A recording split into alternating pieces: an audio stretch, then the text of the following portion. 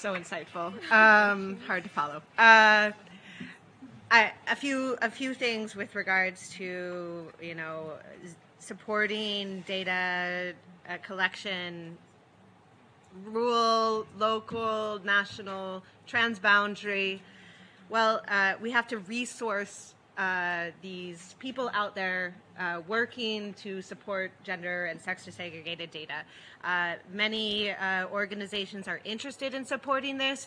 That requires investment in resources to allocate people to have time to really prioritize these issues and really undertake the correct methodology, assessment, collection on all these levels. And that also is an issue of capacity building and experience exchange so that people can learn from each other how best to do these approaches. We have a lot of great tools out there. We need to put them broadly in everyone's hands. And I really want to ride on Dr. Tulsi's comment with regards to dissemination and communication. One thing we found in the Women in Water Diplomacy Network's engagement is that we do a lot of monitoring and evaluation. We put a lot of resources there. We want to understand where are the challenges, but it's not, the data is not owned by the asker. When people participate in surveys, participate in evaluations, they are a key stakeholder. They're now a partner in that, and we have to make sure that information is shared.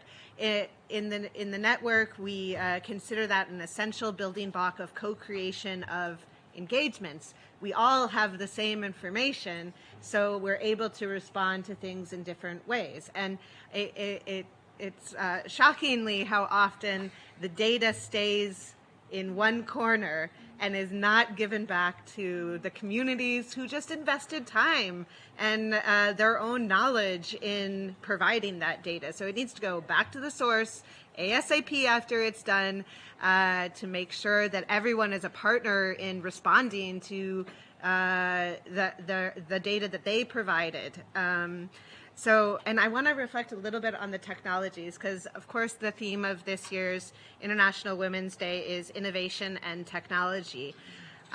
These last couple of years, when really we were forced to stay behind screens more than is humanly normal, we learned lots of new techniques for embracing technology to undertake evaluations in new ways.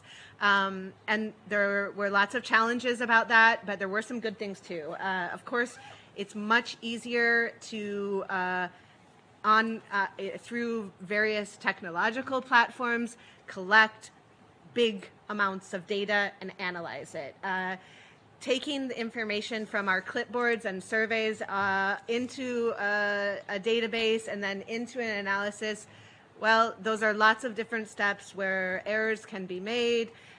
Collecting data in broad groups through online platforms and applications from smartphones really became a new tool for doing this. Of course, it also really helped with making sure that the survey is in the language spoken by everyone, which is an incredibly low bar, if you ask me. I think yes, but indeed remains a major challenge, making sure that the questionnaires make sense, are relatable, are connect to the people, understand why this question is important.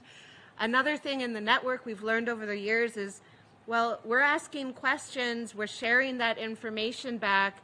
We're also now accountable to respond to what we discovered in this survey. So collection of sex disaggregated, of course, it contributes to better gender analysis in order for us to identify problems. It can also help us hold the powers that be in various levels accountable to create better policies and services for all of the community members they're meant to be serving.